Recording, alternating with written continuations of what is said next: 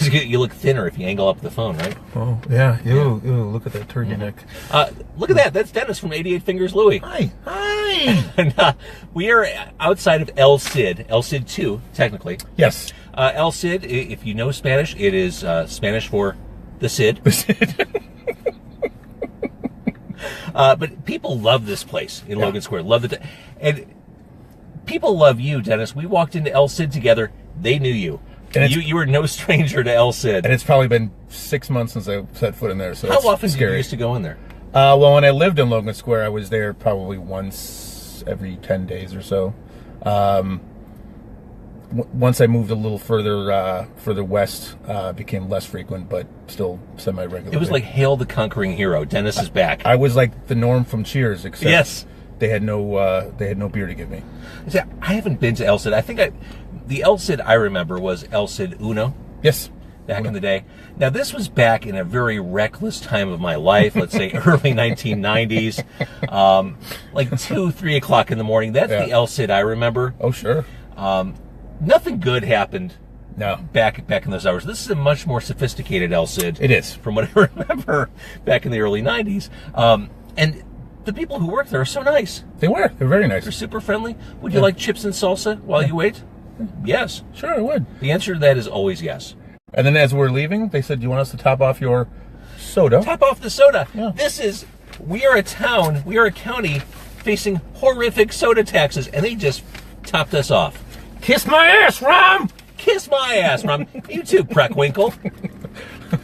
Prickwinkle. That's right, I said it. That's right. You can all fuck yourselves. This podcast is... Clearly we can swear in the podcast now. Not intended for all audiences. We should eat our food. Let's talk real quick, then we'll show off our food. Okay. Because there's nothing... As bad as it is to eat while on microphone, it is worse doing it on that. Yes. Yes. So we'll save that for the podcast. And the podcast will be available in like 2 or 3 weeks. It's a special time release. Cool. Yeah. Cool. So don't say anything that'll date the podcast. You know, like, hey, today's solar eclipse, don't say that. JFK, what a great president we have right now. So let's talk about thank you for being a friend. 88 Fingers Louie is back. Now, what's interesting, when I've played new stuff on my radio show, Demo 312, 101 WKQX, when I've played stuff, I realize I am very familiar with 88 Fingers Louie. But because it's been 19 freaking years, yep. For a lot of the people listening, you may as well be a new band. Yeah, it's interesting. Yeah, it's been interesting. Certainly have our fair section of people that have followed us over the years, but then there's been people. Let's face it, because of the good graces of the fine boys in Rise Against, they did a little bit of homework and they realized, oh, this is what Joe did before before things got really good. This is when Joe was just settling. Right. Let the record show Joe has had pizza in this car as well.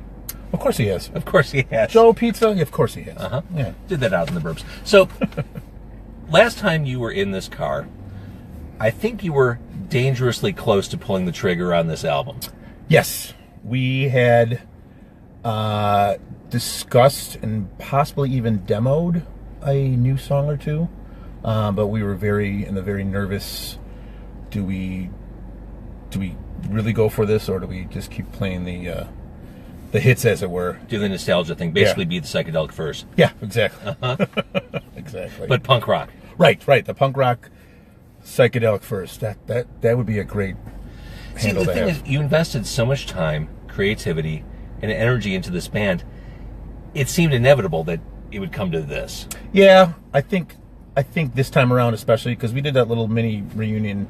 We all had to kind of become adults in the middle years. Yes, exactly. And in the 2009, what was supposed to be the 10-year anniversary show that kind of turned into a few other shows, near the end of that, we toyed around with the idea of writing some songs, and all four of us were in the same headspace, for lack of a better word. So the songwriting there was just like, yeah, let's put this aside. So you guys go back in the studio to work on this album. Did you realize right away this is clicking? We're actually going to do this, or did you think, yeah, maybe this was a bad idea?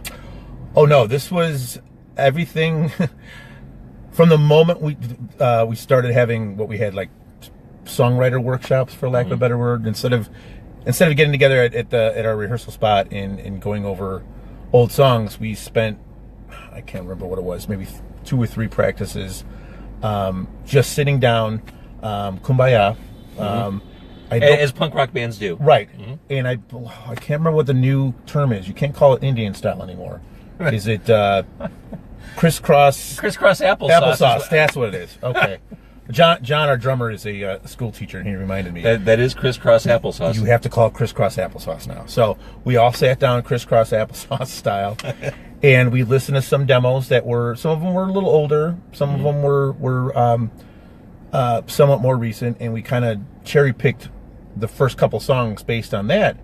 And as soon as we started fleshing those out, I don't think any of us looked around and was like, ooh, I don't know. You just knew it was there. We just knew. And then when we came up with like just brand new, fresh ideas, it was even more exciting because, you know, John, who's such an accomplished drummer now, you know, he's a music teacher, so he's, you know, time signatures, music theory, everything is coming into play.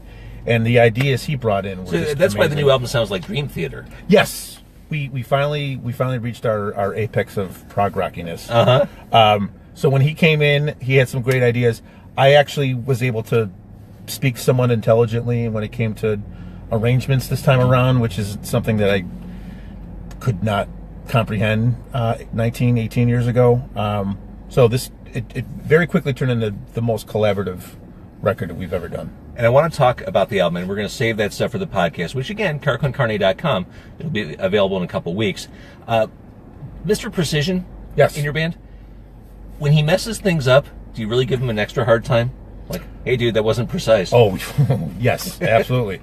Absolutely. We'll say, do we need to take your handle away? Right. Mr. Fairly accurate at times. Mr. You could do better. Yeah. Mr. Nice try. Right. Better luck next time. Mr. Attaboy. Yeah. It's like Little League. For years, when I had a kid, you could swear that every kid on every Little League team's name was Buddy. Sure. Oh, good try, Buddy. Yep. Nice swing, Buddy. Good eye, Buddy. Oh, way to run it out, Buddy. You really fucked up, buddy. That's right. You also just got back from a European tour, which we'll talk about on the podcast. But while we were still on Facebook Live outside El Cid Dos, let's show off what we got. All right.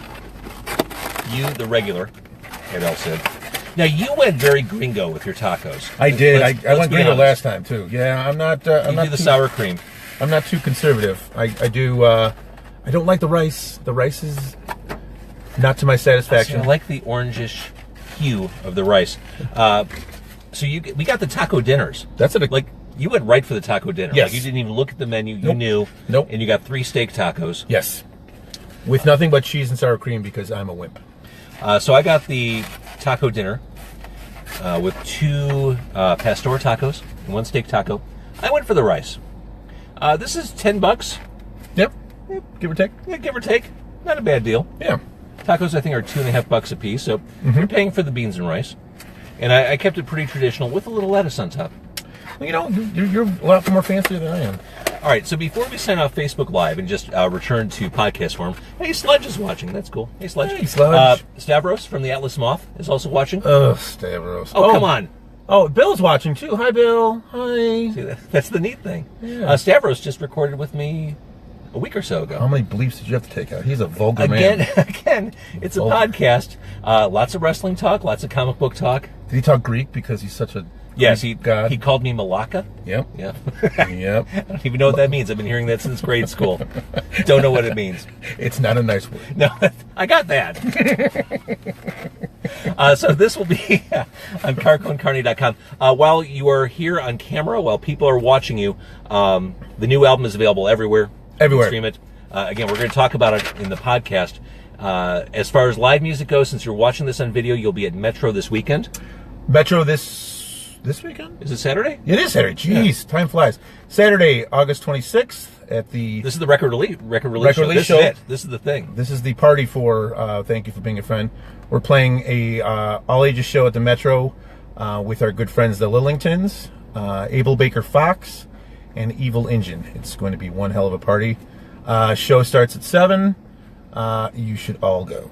Awesome. All right, that's Dennis from 88 Fingers Louie. He's going to eat tacos in my damn car. I'm going to spit all over. Yeah, you are. All right, thanks for watching Facebook Live. Support this band, support this man. Put tacos on his plate. Thank you. Okay.